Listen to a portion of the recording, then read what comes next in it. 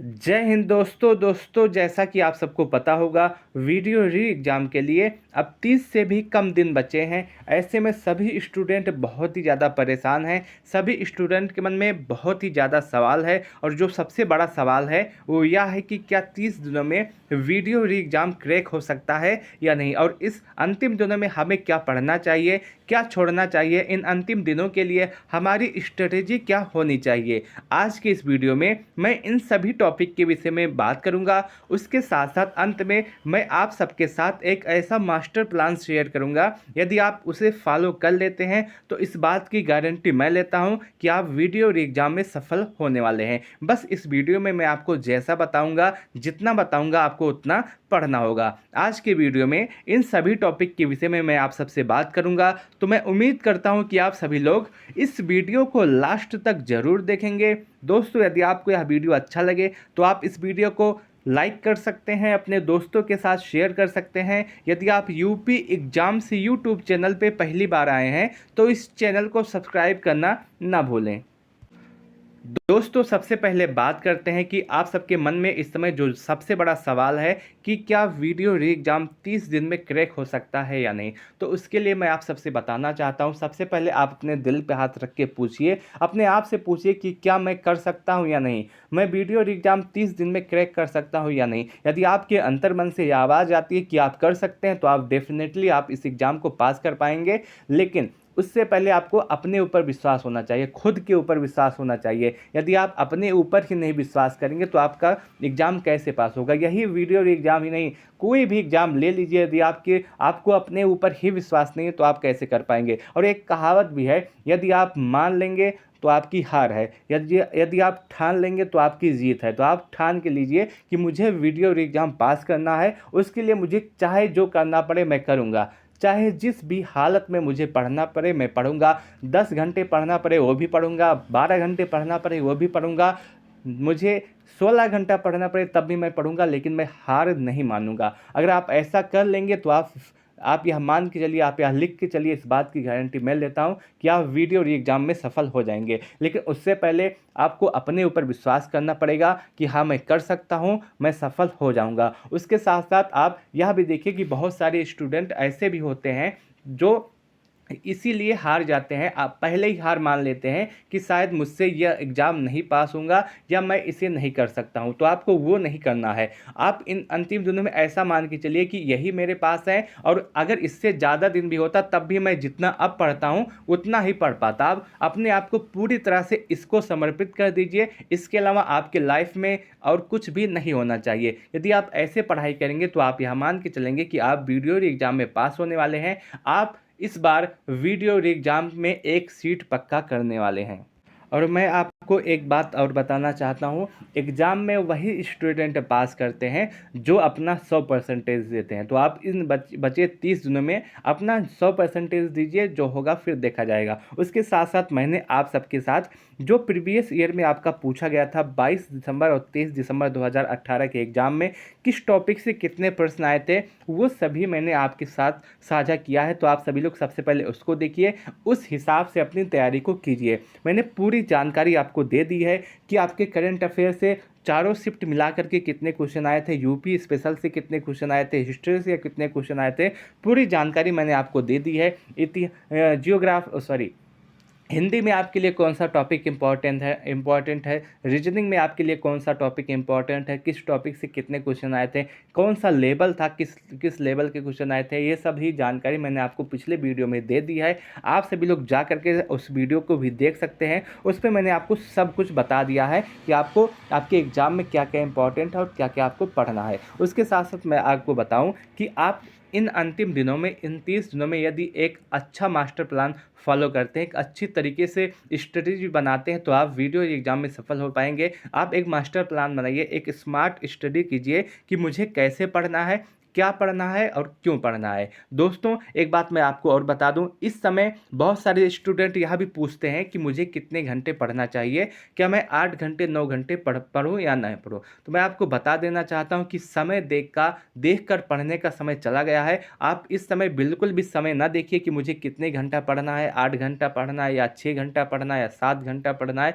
बिल्कुल भी ना देखिए। आप सुबह उठिए, एक टारगेट बनाइए कि मुझे हिंदी से ये टॉपिक कंप्लीट करना है। मान लीजिए आज सुबह आप उठे, आप इसमें एक टारगेट बना लीजिए कि हिंदी से मुझे वर्णमाला कंप्लीट करना है, और इसमें मुझे चाहे 1 घंटे 2 घंटे 3 घंटे लग जाए, कोई भी फर्क नहीं पड़ता है। आप रीजनिंग का एक टॉपिक उठाइए कि मुझे ब्लड रिलेशन से पूरा 200 प्रश्न लगाने हैं, 200 प्रश्न का प्रैक्टिस सेट हल करना है, उसमें कितना भी समय लग जाए आप समय ना देखिए। आप जीएस से एक टॉपिक उठाइए कि मुझे कांग्रेस पढ़ना है, उसमें पूरा जितना समय लग जाए आप उसको पढ़िए। अब ये टॉपिक आप कवर कर लिए, सुबह उठ के आप अपना बना लिए कि मुझे आज के दिन में इन सभी टॉपिक को पढ़ना है, तो आप आज इसी सब टॉपिक को पढ़िए। और उसमें यदि आपका 10 घंटा चला जाता है, 11 घंटा चला जाता है, 12 घंटा चला जाता है, कोई बात नहीं। बस आप इन सभी टॉपिक को जो आप टारगेट किए हैं, जो आप प्लान बनाए कि आज मुझे इस सभी टॉपिक को कंप्लीट करना है, आप उस टॉपिक के लिए अपना प्लान बना लीजिए। और उस जब तक वो टॉपिक ख़त्म ना हो जाए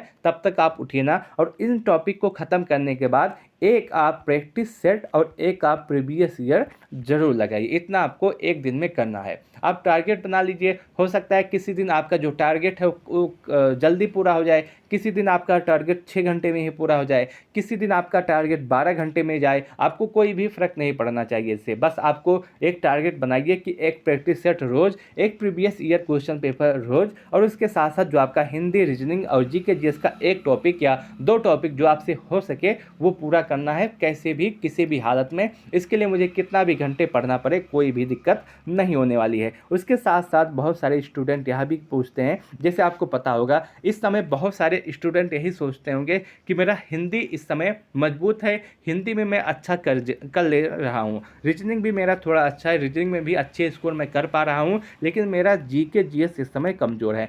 तो आप यही कीजिए, जो आपका मजबूत टॉपिक है आप उसमें गलती ना करें किसी भी कीमत पे। यदि आपका हिंदी मजबूत टॉपिक है तो आप उसमें गलती करने की गुंजाइश को कम कर दीजिए, आप उसमें थोड़ा सा और समय दीजिए। आप एक टारगेट बना लीजिए कि हिंदी में मुझे किसी भी कीमत पे चाहे जो हो जाए, मुझे 45 प्लस क्वेश्चन करने ही हैं, चाहे जैसे भी। और उसी तरह आप रीजनिंग में अपना एक टारगेट बना लीजिए कि मुझे रीजनिंग में मुझे चाहे जितना समय देना पड़े, 1 घंटे 2 घंटे 3 घंटे, कोई भी फ़र्क नहीं पड़ता है, लेकिन मुझे रीजनिंग में 44 से 46 क्वेश्चन करने ही करने, इसके लिए चाहे जो हो जाए। यदि आप हिंदी में और रीजनिंग में इतना कर लेते हैं तो आपका 90 क्वेश्चन के आसपास ही इसी हिंदी और रीजनिंग में हो जाएगा। और यदि आपका हिंदी और रीजनिंग में हो गया 90 क्वेश्चन, तो आपको जीएस के सेक्शन में ज़्यादा मेहनत नहीं करनी होगी। यदि आप जीएस में 25 से 30 क्वेश्चन ही कर ले जाते हैं तब भी आपका काम हो जाएगा, लेकिन उसके लिए आपको हिंदी और रीजनिंग को ज़्यादा समय देना होगा, इसको ज़्यादा मजबूती से आपको फॉलो करना पड़ेगा।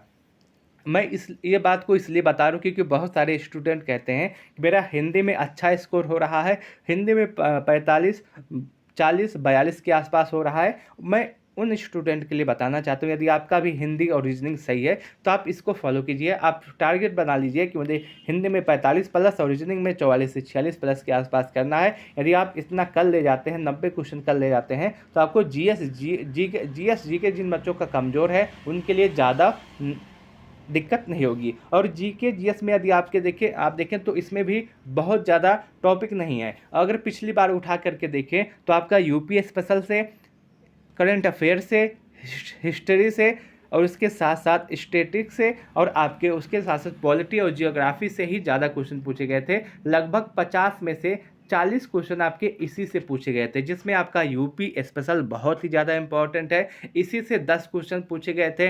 हिस्ट्री अभी आपका 8 से 9 क्वेश्चन पूछे गए थे। उसके साथ साथ आपका जो करंट अफेयर है इसमें भी 10 से 11 क्वेश्चन पूछे गए थे, और आपका पॉलिटी और जियोग्राफी से भी मिला करके आपके 10 से 11 क्वेश्चन पूछे गए थे। तो आपको इसको फॉलो करना है। इसमें यदि आप इसी टॉपिक पे मजबूती से कर लेते हैं तो आपके 30 से 35 क्वेश्चन आप देखेंगे इसी में से हो जाएंगे, लेकिन आपको इसको सही से कंप्लीट करना होगा। उसके साथ साथ यदि आप करंट अफेयर को पढ़ना नहीं शुरू किए हैं तो आप लोग अभी से करंट अफेयर पे लग जाइए। करंट अफेयर बहुत ही अच्छे तरीके से पूछा जाता है। 8 से 9 क्वेश्चन, 10 क्वेश्चन भी आपके एग्जाम में करंट अफेयर से पूछे जाएंगे। तो करंट अफेयर को आप कंप्लीट कर लीजिए। जीके जीएस में मैं आपको बताना चाहता हूँ कि यही जो टॉपिक मैं बता रहा हूँ, आप इसी टॉपिक को करके चले जाएंगे तब भी 30 से 35 क्वेश्चन आपके हो जाएंगे। उस टॉपिक में अगर आप देखें तो आपका यूपी स्पेशल शामिल है, हिस्ट्री शामिल है, और आपका स्टैटिक शामिल है, करंट अफेयर शामिल है, और पॉलिटी और जियोग्राफी। बस इसी टॉपिक को कंप्लीट करके चले जाइए, आपका अच्छा स्कोर हो जाएगा। और इसमें भी मैंने जो इम्पॉर्टेंट टॉपिक है उसको आपको पहले ही बता दिया है। आप जा करके पिछले वीडियो को देख सकते हैं, मैंने उसमें इम्पॉर्टेंट टॉपिक क्या है बता दिया है। उसके साथ साथ बहुत सारे स्टूडेंट का ये भी सवाल है कि मैं स्कोर को अपने कैसे ज़्यादा कर सकता हूँ, अभी प्रैक्टिस सेट में स्कोर नहीं बढ़ हो रहा है। मैं आपको बताना चाहता हूँ, सबसे पहले आप सभी लोग सिलेबस को कंप्लीट कर लीजिए। बहुत सारे स्टूडेंट ऐसे भी हैं जो अभी सिलेबस पूरा नहीं कंप्लीट किए हैं, उसके बाद भी प्रैक्टिस सेट लगाते हैं तो उनका स्कोर कम होता है, थोड़े से डिमोटिवेट होते हैं।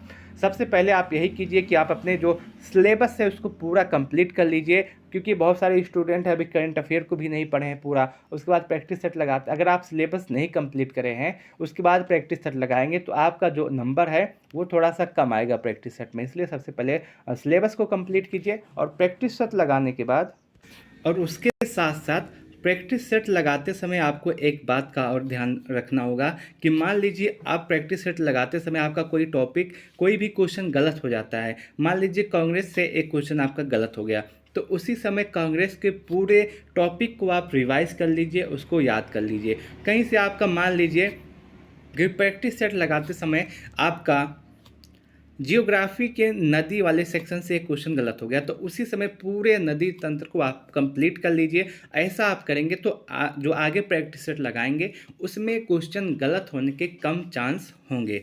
उसके साथ साथ मान लीजिए आपका हिंदी के किसी टॉपिक से गलत हो गया, तो आप उसी समय हिंदी के उस टॉपिक को पूरा कंप्लीट कर लीजिए। और उसके साथ साथ आपको प्रैक्टिस सेट लगाना है। उसके साथ साथ आपको यूपी ट्रिपल एससी का जितना भी प्रीवियस ईयर है आपको वो कंप्लीट करना है, क्योंकि इस समय प्रीवियस ईयर आप देखेंगे तो हिंदी, खासकर हिंदी में आप देखेंगे प्रीवियस ईयर से ही आपके लगभग 80 से 90 क्वेश्चन आपको प्रीवियस ईयर से ही मिलने वाले हैं। इसलिए आपको प्रीवियस ईयर इसलिए आप सबके लिए इस समय भगवान साबित होगा। यदि आप प्रीवियस ईयर को लगा करके जाएंगे, प्रीवियस ईयर को हल करके जाएंगे, तो आप और स्टूडेंट से थोड़ा सा आगे ही रहेंगे। मैं उम्मीद करता हूं कि आपको यह पूरी जानकारी अच्छी लगी होगी, पूरा वीडियो अच्छा लगा होगा।